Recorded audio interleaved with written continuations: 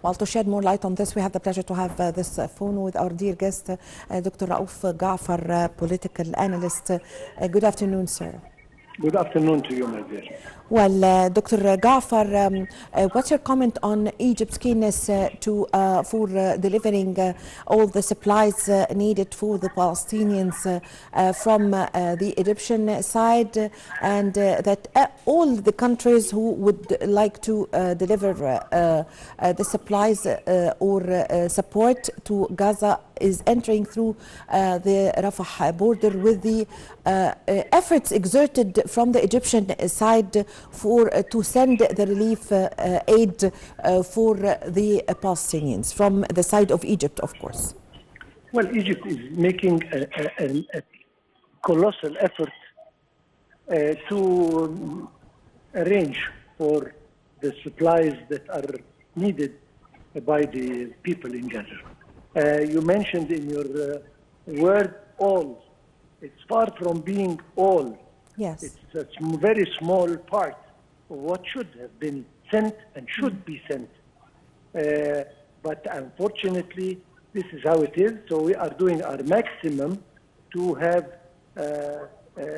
all what they need reach them in time. Yes. We are, of course, you mentioned 100 trucks. I should say we should multiply this number by 10, yes. At least to satisfy the needs of the poor people of Gaza. Yes. But anyway, we are doing our best, and we are asking all the countries to increase their donations and their help, so that the maximum number of people living in Gaza benefit from our help and assistance. Of course, this is on the humanitarian, and on the other side, we have our hospitals open for the injured people that would want to come and take their treatment in Egypt. Yes. Of course, this is their sister country, and we always welcome our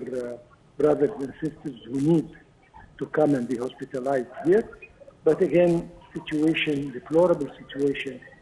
Hopefully it will change soon enough. Yes, Dr. Ghafar, with the efforts exerted by Egypt to send the aids and supports to Gaza, the humanitarian aid, unfortunately, since the war started on the 7th of October, at the first days, the first 2 weeks, no aid were allowed to enter to the Gaza Strip. With the negotiations of Egypt, the supplies and the humanitarian aid started to enter to the Gaza Strip day by day.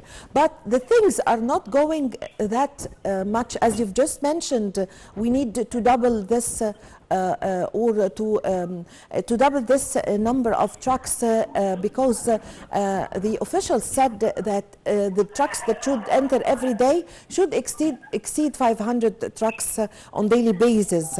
So the things are not going very smoothly. However, Egypt is trying to exert all the efforts it can and negotiate with all means and mediate in order to help the supplies to enter for the Palestinians. Unfortunately, from the Israeli side, there's no, help or good cooperation. So what's your comment? They are very stubborn. Yes. They are one-track minded. I don't know what they want. Against all human rights, all human laws, all international laws and regulations. I mean, a situation that is despicable. Now the whole world is blessing what Egypt is trying to do. Egypt has not failed to exert as much pressure as it possibly could, and still to secure the passage of as much aid and help as possible through the Rafah gate, and unfortunately, as you rightly said, the quantities are far from being satisfactory. The stubbornness of Israel is still hindering a lot of help going in, and completely unexplainable and unjustifiable. But again, we are trying to do our best and even more than our best to ensure as much help as possible to go through to the Palestinians. Yes, Dr. Ghafar, Egypt since the start of the war have completely rejected the forced displacement of the Palestinians, saying that this would put an end to the Palestinian cause or dissolve the cause. What's your comment on this? Of course, is no point in doing that from the Israeli side. The Palestinians will remain on their soil, and Egypt will fight any attempt to displace them and find them somewhere else to live on. This is their rightful country. They have to live on it, and we will, I'm sure, as Egypt, do our utmost to keep them where they are. And it is their right, it is their historical right, and political right, and humanitarian right to stay on their territory, and no displacement will happen, and no other place for them to stay will be available. They will stay where they are, and we will fight for that very, very, very strongly. And inshallah, will never happen despite the desperate attempt from the Israeli government. The Palestinian state is there. The Palestinian people will stay on their soil and will never leave it. Yes, Dr. Ghafar, Egypt a week ago have proposed a roadmap or a plan in order for a ceasefire in the Palestinian territories, and especially in Gaza Strip. And the proposal by Egypt, Egypt said it consists of 3 stages. Yet Egypt did not receive any reply from the Israeli side.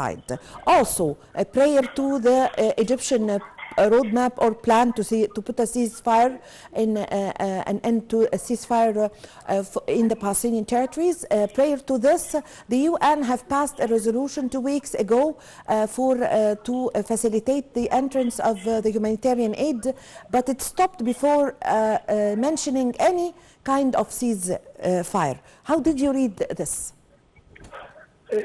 Very sad. We are all very sad. Unfortunately, all the resolutions that are coming from the United Nations are coming from the General Assembly, and this is not binding for Israel. The United States is vetoing any resolution coming from the Security Council, which makes it impossible for the international community to impose their decision on Israel. We have been trying hard to establish ceasefire after ceasefire, and nobody listens.